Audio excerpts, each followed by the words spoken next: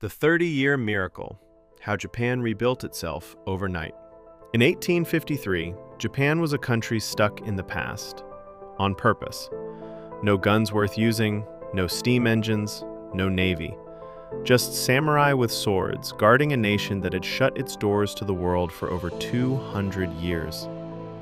30 years later, that same country had a modern army, a modern navy, and factories running day and night. 50 years later, it beat a European empire in an actual war. So how does a nation leap from swords to steel in one generation? Let's go back to the day a foreign fleet showed up uninvited. July 1853.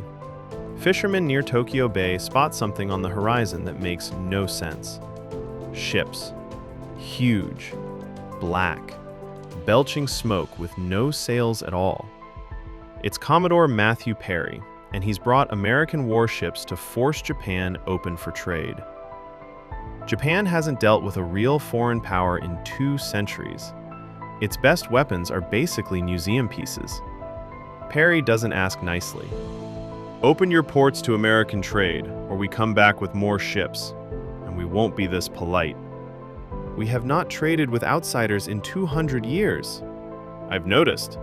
That's sort of the problem. Japan caves, and that single moment cracks open a question nobody in charge wants to answer.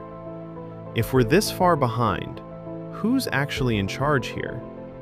For 250 years, Japan wasn't really run by an emperor. It was run by a military dictator called the shogun, while the emperor sat as a quiet figurehead in Kyoto. But Perry's ships exposed the shogun as weak. Foreign powers push for more trade deals, more concessions, more humiliation. Young samurai from powerful clans start whispering a dangerous idea. Get rid of the shogun, put the emperor back in charge for real. In 1868, they act. Rebel samurai storm the imperial palace and declare the emperor, a 15-year-old boy named Mutsuhito, the true ruler of Japan. The old shogunate doesn't go quietly. Civil war breaks out. But the rebels have modern rifles bought from foreign traders. The shogun's men still carry swords. It's over fast. Here's the part that sounds insane.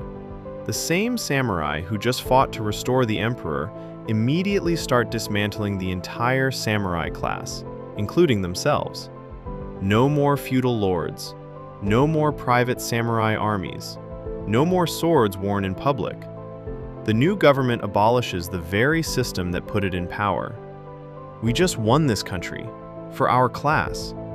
Correct. And now your class no longer exists. I'm sorry, what? No offense. You were extremely useful yesterday. Thousands of samurai lose their status overnight.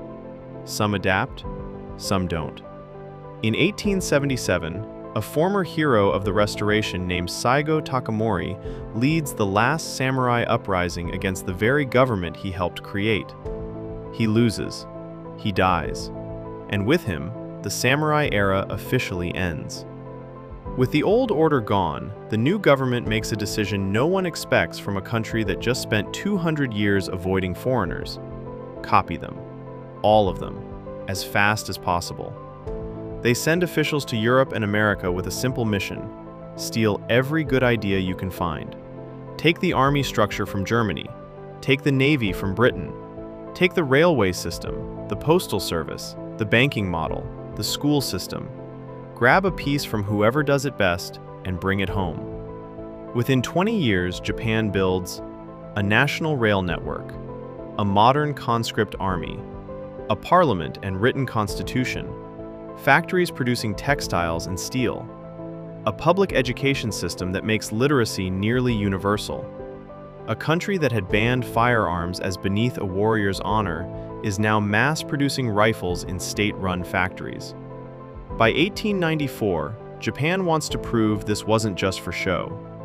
It goes to war with China over influence in Korea and wins convincingly. A country the West still saw as backward just beat one of Asia's oldest empires. 10 years later, Japan does something almost nobody predicts. It goes to war with Russia, a massive European power with a real modern navy. And Japan wins that one too. For the first time in the modern era, an Asian nation has defeated a European power in a full-scale war. 50 years earlier, this same country had been forced open by foreign gunships it couldn't even shoot back at. But this miracle wasn't free, and it wasn't gentle. Farmers were taxed hard to fund the factories and the army. Workers, including children, filled brutal textile mills for long hours and little pay. The rush to modernize also fed a growing military pride that, decades later, would help drag Japan into far darker territory. The same speed that built a modern nation in one generation also built the machine that would fight World War II a few decades after that.